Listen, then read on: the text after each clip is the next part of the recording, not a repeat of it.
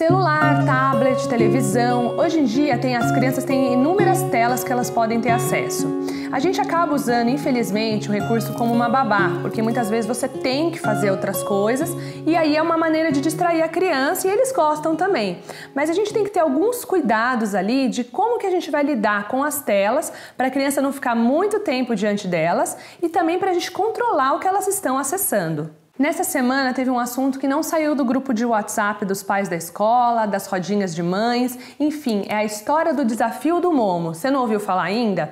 É um negócio que se você ver, você vai ficar de cabelo em pé. Eu não vou ficar aqui falando muito sobre ele, mas é um desafio horroroso que tem aparecido em alguns vídeos para crianças no YouTube Kids, que aparece uma imagem de um monstro que ele orienta a criança a cometer suicídio. Realmente é muito pesado, eu vi o vídeo, eu não recomendo quem não quer ver, melhor não ver mesmo, quem não lida bem com essas imagens fortes, porque realmente é muito forte. E a gente tem que ficar muito atento, as pessoas geralmente acabam culpando os pais, falando, os pais que têm que olhar o que a criança assiste. Sim, nós pais olhamos o que nossos filhos assistem na televisão, mas a gente tem que parar de culpabilizar, né? Sempre a gente está culpabilizando a mãe, porque a mãe não vê, a mãe não assiste. Mas não é todo momento que a gente consegue ter controle do que nossos filhos assistem.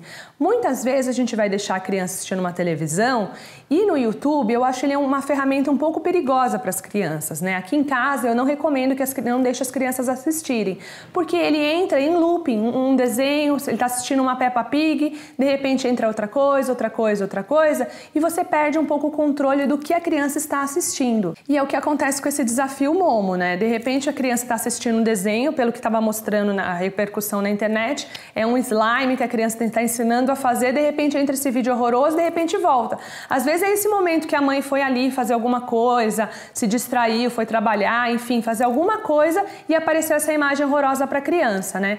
Então, assim, a gente tem que ter muito cuidado com o que nossos filhos assistem e o YouTube, mesmo o YouTube Kids, não tem um filtro tão bacana quanto a gente vê nos canais pagos, né? Aqueles canais de streaming que a gente chama.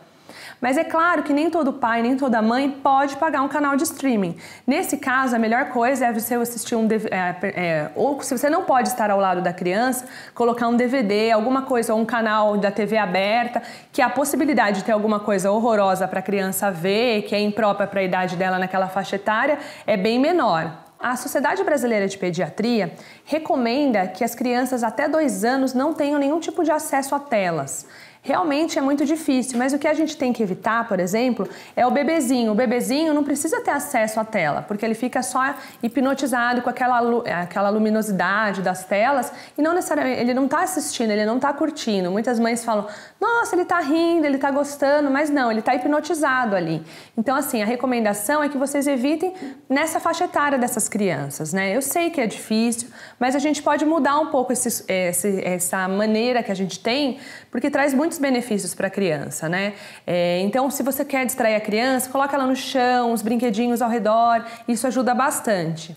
É uma maneira da gente distrair ela sem usar essas telas. A recomendação também da Sociedade Brasileira de Pediatria é que crianças de 2 a 5 anos tenham apenas 1 hora por dia de telas. E isso pode ser fracionado durante o dia, não 1 hora inteira, né? Isso vai também de acordo com o que as famílias se adaptam, o que acham melhor na rotina delas. E as crianças maiores, a recomendação também é que elas não tenham as telas dentro do próprio quarto, porque isso dificulta ainda mais os pais saberem o que eles estão fazendo. Se eles estão conversando em algum bate-papo com algum adulto, então aí mora o perigo da pedofilia, de acesso a conteúdos violentos, enfim, é uma gama de coisas que tem nesse... A gente não tem controle, gente, do que a gente vê na internet. A gente acha o mundo inteiro ali dentro. Então é muito importante que quando nossos filhos estiverem acessando, seja para um trabalho escolar, seja para qualquer coisa, a gente esteja realmente ali presente e que a gente converse com eles, né, para ver o que eles estão vendo, perceba alguma reação diferente que eles tenham ali no comportamento. É muito importante a gente ter esse olhar atento e sempre conversar com os nossos filhos, né, ter um canal sempre aberto, porque não tem nada melhor porque a gente ter eles sentirem que eles podem acessar a gente o tempo todo, mesmo quando eles estiverem frustrados, com medo, que eles tenham sido vítimas de algum tipo de violência. Então a gente precisa muito incentivar isso dentro de casa. E outra coisa que a gente também não deve incentivar são os jogos violentos, né? Muitas pessoas também atrelaram aquele recente massacre em Suzana aos jogos violentos de videogame. Então, assim, a gente nunca vai saber quais são as verdadeiras causas, mas não tem nenhum motivo para a gente comprar, incentivar nossos filhos a jogar jogar joguinhos onde tem matança, onde tem crimes, assassinatos, roubos, enfim, aquele mundo horroroso de videogame. Se o seu filho vai jogar videogame, tem N opções de jogos bacanas, divertidos, que trazem coisas bacanas para ele, e não essas coisas de violência que a gente não precisa trazer mais violência para o mundo. Isso tudo só vai gerar mais ansiedade, tem o cyberbullying, enfim, são muitos perigos que a gente corre ali quando a gente dá uma tela na mão dos nossos filhos e a gente, como a gente não consegue ter o controle e tá todo o tempo ao lado dele, então a gente precisa ter ali esses cuidados para que a gente não prejudique ali o futuro das nossas crianças. Então, pais e mães, o que eu aconselho e é o que a gente faz em casa tem dado resultado é YouTube. Em casa não tem, a não ser que quando queira ver alguma coisa a gente está presente, ou então optar pelos Netflix da vida, Now, esses programas, né, que você paga e aqui você só tem o conteúdo realmente de criança, porque no YouTube Kids não é só de criança. Então esse é um conselho, ou TV aberta, ou então colocar um DVD mesmo para a criança assistir um filminho específico, que aí você vai saber realmente o que o seu filho está assistindo, o que ele está acessando. Depois contem aqui nos comentários o que vocês fazem aí em casa para controle das telas, como que vocês lidam com isso aí na rotina de vocês.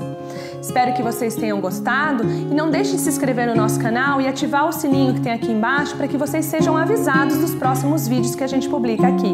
Até a próxima terça!